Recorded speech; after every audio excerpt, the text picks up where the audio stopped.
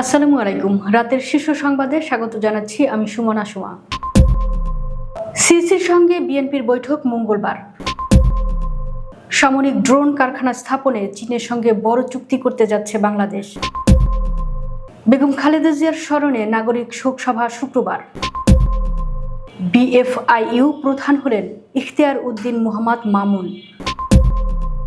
জাপানি বিনিয়োগ ও বাংলাদেশি কর্মী নিয়োগ বাড়ানোর আহ্বান ডক্টর ইউনূসের। নিরাপত্তার আশায় মধ্যরাতে হাসপাতালে দম্পতি, সেখানেই দলবদ্ধ ধর্ষণের শিকার গৃহবধূ। 4 দেশের বাংলাদেশ মিশনের প্রেস সচিবকে অব্যাহতি। ফরিদপুরে ট্রেন পিকআপ সংঘর্ষে 2 ভাইসহ নিহত 3, আহত 10। নির্বাচনকালীন সময়ে সার্বিক পরিস্থিতির উন্নতি হবে, আশাবাদী মির্জা ফখরুল। ভারতে বিশ্বকাপ খেলার পরিবেশ নেই, তাদের কোনো ভেন্যুতেই খেলবে না বাংলাদেশ। আওয়ামী লীগ নেতা পলককে বহনকারী প্রিজন ভ্যানে ডিম নিক্ষেপ। রৌমারী সীমান্তে গুলির পর যুবককে ধরে নেওয়ার অভিযোগ বিএসএফের বিরুদ্ধে। সৌদির সড়কে প্রাণ গেল বাংলাদেশি যুবকের। যুক্তরাষ্ট্রকে নির্লজ্জ আখ্যা দিয়ে তীব্র নিন্দা উত্তর কোরিয়ার। শুনছিলেন শিরোনাম, এবার বিস্তারিত। প্রধান নির্বাচন কমিশনার এএমএম নাসির উদ্দিনের সঙ্গে বৈঠক করবে বাংলাদেশ জাতীয়তাবাদী দল বিএনপি। মঙ্গলবার বিকেল 5টায় রাজধানীর আগারগাঁয়ে অবস্থিত নির্বাচন কমিশন ভবনে এ বৈঠক অনুষ্ঠিত হবে। বৈঠকে বিএনপির 5 সদস্য বিশিষ্ট প্রতিনিধি দলের নেতৃত্ব দেবেন দলটির নির্বাচন পরিচালনা কমিটির প্রধান ও জাতীয় স্থায়ী কমিটির সদস্য নজরুল ইসলাম খান। সোমবার শীর্ষনিউজ.com-কে বিষয়টি নিশ্চিত করেছেন বিএনপির মিডিয়া সেলের সদস্য সাইরুল কবির খান। আকাশ প্রতিরক্ষার সক্ষমতা জোরদারে সামরিক ড্রোন উৎপাদন কারখানা স্থাপন করতে চাইছে বাংলাদেশ, আর এজন্য চীনের সঙ্গে G2G ভিত্তিক এক চুক্তি সই করতে যাচ্ছে বাংলাদেশ। এরই মধ্যে এই চুক্তির জন্য establishment of manufacturing plant and transfer of technology for unmanned এরিয়ার ভেহিকেল শীর্ষক প্রকল্প বাস্তবায়নের অনুমোদন দিয়েছে অর্থ মন্ত্রণালয়। গত 6 জানুয়ারি অনুমোদনকৃত ওই প্রস্তাবের কপি অনুযায়ী 608 কোটি 8 লাখ টাকার এই প্রকল্পে ড্রোন ম্যানুফ্যাকচারিং প্লান্ট প্রযুক্তি আমদানি ও স্থাপনের জন্য এলসি খোলা এবং পরিশোধ বাবদ বরাদ্দ রাখা হয়েছে 570 কোটি 60 লাখ টাকা। বিএনপির প্রয়াত চেয়ারপারসন ও সাবেক 3 বারের প্রধানমন্ত্রী বেগম খালেদা জিয়ার স্মরণে নাগরিক শোক সভার আয়োজন করা হয়েছে। আগামী শুক্রবার জাতীয় সংসদের দক্ষিণ প্লাজায় দুপুর 2:30টায় সভা অনুষ্ঠিত হবে। সোমবার বিকেলে বিএনপির মিডিয়া সেল থেকে এ তথ্য জানানো হয়েছে। বিএনপির উদ্যোগে নাগরিক কমিটির ব্যানারে অনুষ্ঠেয় এই শোক সভায় সভাপতিত্ব করবেন সাবেক বিচারপতি সৈয়দ JR মোদাচ্ছির হোসেন। শোক সভায় অংশ নেবেন অন্তর্বর্তী সরকারের প্রতিনিধিরা, এছাড়া রাজনৈতিক বিশিষ্ট জনেরাও অংশ নেবেন। বাংলাদেশ ফাইন্যান্সিয়াল ইন্টেলিজেন্স ইউনিটের প্রধান কর্মকর্তা হিসেবে নিয়োগ পেয়েছেন ইখতিয়ার উদ্দিন মোহাম্মদ মামুন। বাংলাদেশ ব্যাংকের ডেপুটি গভর্নর পদমর্যাদায় সার্বক্ষণিক কর্মকর্তা হিসেবে সোমবার তাকে নিয়োগ দিয়ে প্রজ্ঞাপন জারি করা হয়। অর্থ মন্ত্রণালয়ের আর্থিক প্রতিষ্ঠান বিভাগের উপসচিব মোহাম্মদ আবরাউল হাসান মজুমদার স্বাক্ষরিত এক প্রজ্ঞাপনে এ তথ্য জানানো হয়। ইখতিয়ার উদ্দিন মোহাম্মদ মামুন জাতীয় রাজস্ব বোর্ডের কর কমিশনার হিসেবে কর্মরত রয়েছেন। অন্তর্বর্তী সরকারের প্রধান উপদেষ্টা অধ্যাপক ডক্টর মোহাম্মদ ইউনূস জাপানি বিনিয়োগকারীদের বাংলাদেশে বিনিয়োগ আরও সম্প্রসারণ এবং দেশটিতে কর্মসংস্থানের জন্য অধিক সংখ্যক বাংলাদেশি কর্মী নিয়োগের আহ্বান জানিয়েছেন। সোমবার রাজধানীর রাষ্ট্রীয় অতিথি ভবন যমুনায় জাপানের সাবেক ফার্স্ট লেডি আকিয়ে আবে ও জাপানি উদ্যোক্তাদের একটি প্রতিনিধি দলের সৌজন্য সাক্ষাতে এলে প্রধান উপদেষ্টা এ আহ্বান জানান। সেই সঙ্গে তিনি বিশ্বের 4র্থ বৃহত্তম অর্থনীতির দেশ জাপানের সঙ্গে অর্থনৈতিক ও মানব সম্পদ সহযোগিতা আরও জোরদার করার উপর গুরুত্ব দেন। মানিকগঞ্জ সদর হাসপাতালে দায়িত্বরত 2 আনসার সদস্যের বিরুদ্ধে এক নারীকে ধর্ষণের অভিযোগ উঠেছে। রোববার দিবাগত রাত 3টার দিকে ঘটনা ঘটে। ঘটনার পরপরই ভুক্তভোগী শনাক্তকরণের ভিত্তিতে অভিযুক্ত 2 আনসার সদস্যকে আটক করেছে পুলিশ ও হাসপাতাল সূত্রে জানা যায়, ভুক্তভোগী নারী তার স্বামীকে নিয়ে ব্যাটারি চালিত ভ্যানে নারায়ণগঞ্জ থেকে মানিকগঞ্জের বেতিলা এলাকায় নানাবাড়ি যাচ্ছিলেন।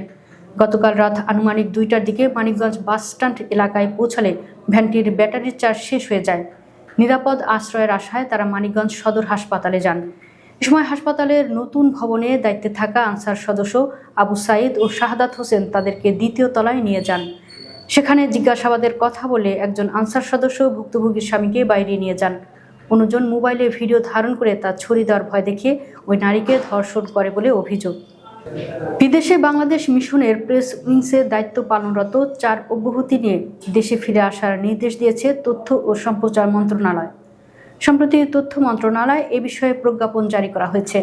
4 কর্মকর্তা হলেন মালয়েশিয়ার কুয়ালালামপুরে বাংলাদেশ হাই কমিশনারের প্রথম সচিব প্রেস সুফি আবদুল্লাহ হিল মারুফ, সংযুক্ত আরব আমিরাতের দুবাইয়ে কনসুলেট জেনারেল অফিস অব বাংলাদেশের প্রথম সচিব প্রেস মোহাম্মদ আরিফুর রহমান, সৌদি আরবের রিয়াদে বাংলাদেশ দূতাবাসের দ্বিতীয় সচিব প্রেস আসাদুজ্জামান খান ও জাপানের টোকিওতে বাংলাদেশ দূতাবাসের দ্বিতীয় সচিব প্রেস মোহাম্মদ ইমরানুল হাসান।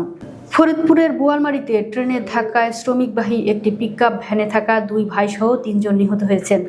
এ ঘটনায় আহত হয়েছেন আরও অন্তত 10 জন শ্রমিক। সোমবার বিকেলে কালুখালী ভাটিয়াপাড়া ট্রেন লাইনের বোয়ালমারী পৌর সদরের 87 অক্ষরিত রেল ক্রসিং এলাকায় এ ঘটনা ঘটে। নিহতরা হলেন জনতা জুট মিলসের শ্রমিক ময়না ইউনিয়নের বিলকরাইল গ্রামের সাইফার মোল্লার 2 ছেলে মোহাম্মদ জব্বার মোল্লা, মোহাম্মদ মুসা মোল্লা ও একই গ্রামের আবুল কালামের স্ত্রী জাহানারা বেগম। গুরুতর আহত 5 জনকে ফরিদপুর মেডিকেল কলেজ হাসপাতালে পাঠানো হয়েছে। বাকি 5 জনকে উপজেলা স্বাস্থ্য কমপ্লেক্সে ভর্তি করা হয়েছে। বিএনপির মহাসচিব মির্জা ফখরুল ইসলাম আলমগীর বলেছেন, নির্বাচনকালীন সময়ে দেশের সার্বিক পরিস্থিতি উন্নতি হবে বলে আশা করছি। এখন পর্যন্ত নির্বাচনের পরিস্থিতি ভালো, প্রচারণা শুরু হলে পরিস্থিতি বোঝা যাবে। তবে জাতীয় সংসদ নির্বাচনকে সামনে রেখে অবৈধ অস্ত্র উদ্ধারে সরকার ব্যর্থতার পরিচয় দিচ্ছে। সোমবার সকাল 10:30টার দিকে ঠাকুরগাঁও শহরের কালীবাড়িতে নিজ বাসভবনে সাংবাদিকদের সঙ্গে আলাপকালে এসব কথা বলেন বিএনপি মহাসচিব। ভারতে বাংলাদেশের টি-20 বিশ্বকাপ খেলার মতো পরিবেশ নেই, তাই ভেন্যু পরিবর্তনের বিষয়ে নতি স্বীকার না করার অঙ্গীকার ব্যক্ত করেছেন ক্রীড়া উপদেষ্টা আসিফ নজরুল। ভারতের সঙ্গে ক্রমবর্ধমান রাজনৈতিক উত্তেজনার প্রেক্ষিতে নিরাপত্তা উদ্বেগের কারণে প্রতিবেশী দেশটিতে যেতে অস্বীকৃতি জানিয়েছে বাংলাদেশ। বিকল্প ভেন্যু হিসেবে বাংলাদেশের ম্যাচগুলো শ্রীলঙ্কায় আয়োজনের জন্য আইসিসিকে অনুরোধ জানিয়েও চিঠি দিয়েছে বাংলাদেশ ক্রিকেট বোর্ড আইসিসি। সেই চিঠির জবাবের পর বিশ্বকাপ খেলা বা না খেলার চূড়ান্ত সিদ্ধান্ত নেবে বাংলাদেশ। এরপর আজ ক্রিকেট বিষয়ক ওয়েবসাইট ক্রিকবাজ এক প্রতিবেদনে জানিয়েছে, বাংলাদেশের ম্যাচের ভেন্যু কলকাতা ও মুম্বাই থেকে সরিয়ে নেওয়ার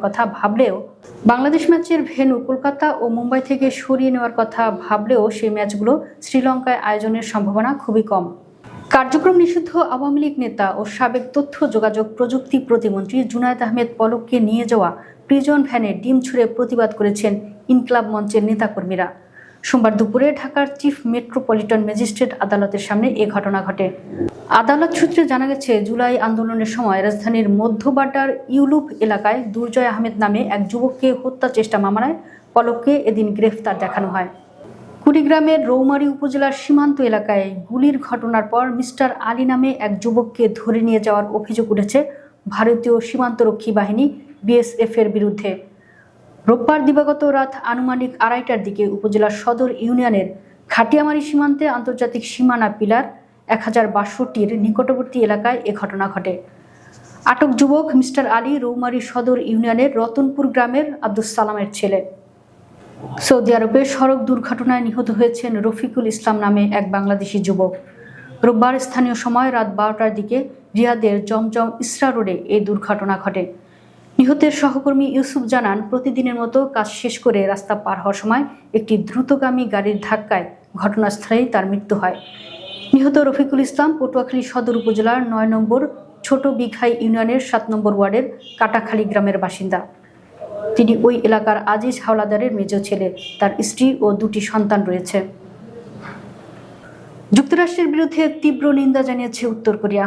সোমবার দেশটি যুক্তরাষ্ট্রকে নির্লজ্জ আখ্যা দিয়ে অভিযোগ করেছে, ওয়াশিংটনের কর্মকাণ্ড জাতিসংঘের মর্যাদা ক্ষুণ্ণ করছে এবং তা একটি ঘৃণ্য অপরাধের শামিল। পিয়ংইয়ংয়ের জাতিসংঘ মিশনের এক বিবৃতিতে বলা হয়েছে, জাতিসংঘে আলোচনার প্রধান বিষয় হওয়া উচিত যুক্তরাষ্ট্রের এসব কার্যকলাপ ও শুধু অন্য দেশগুলোর উপর নিষেধাজ্ঞা আরোপ নয়। উত্তর কোরিয়া যুক্তরাষ্ট্রের আচরণকে জাতিসংঘের প্রতি অবজ্ঞা হিসেবে দেখছে। বিবৃতিতে কোনো নির্দিষ্ট ঘটনার উল্লেখ না থাকলেও বিশ্লেষকদের মতে ভেনেজুয়েলার প্রেসিডেন্টকে আটক করার ঘটনার পর যুক্তরাষ্ট্র আন্তর্জাতিক সমালোচনার মুখে পড়ার এই প্রতিক্রিয়া এসেছে। দর্শক, ভিডিওটি শেষ পর্যন্ত দেখার জন্য আপনাকে অসংখ্য ধন্যবাদ। নিত্য নতুন ভিডিও পেতে আমাদের ইউটিউব চ্যানেলটি সাবস্ক্রাইব করুন এবং নিয়মিত নোটিফিকেশন পেতে বেল বাটনটি ক্লিক করুন। আমাদের ফেসবুক পেজটি ফলো করুন। এছাড়া আমাদের ভিডিও লাইক, কমেন্ট ও শেয়ার করুন। আল্লাহ হাফেজ।